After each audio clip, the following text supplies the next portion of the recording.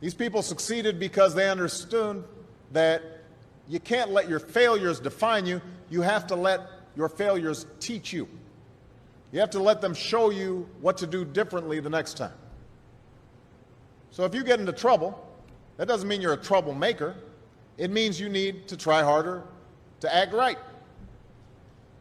If you get a bad grade, that doesn't mean you're stupid. It just means you need to spend more time studying. No one's born being good at all things. You become good at things through hard work. You're not a varsity athlete the first time you play a new sport. You don't hit every note the first time you sing a song. You've got to practice. The same principle applies to your schoolwork. You might have to do a math problem a few times before you get it right. You might have to read something a few times before you understand it.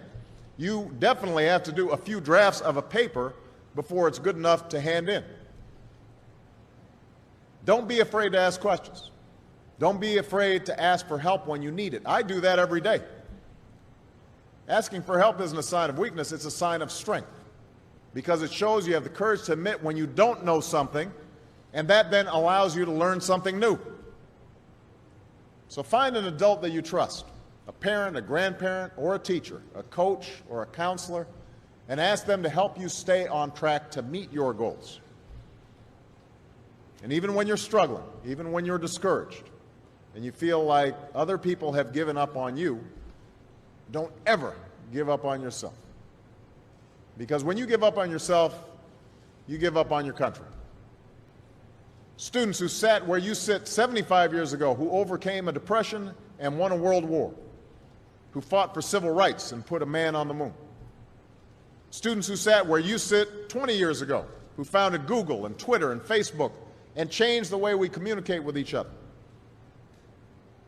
So today, I want to ask all of you, what's your contribution going to be? What problems are you going to solve? What discoveries will you make? What will a president who comes here in 20 or 50 or 100 years say about what all of you did for this country? You know, your families, your teachers, and I are doing everything we can to make sure you have the education you need to answer these questions. I'm working hard to fix up your classrooms and get you the books and the equipment and the computers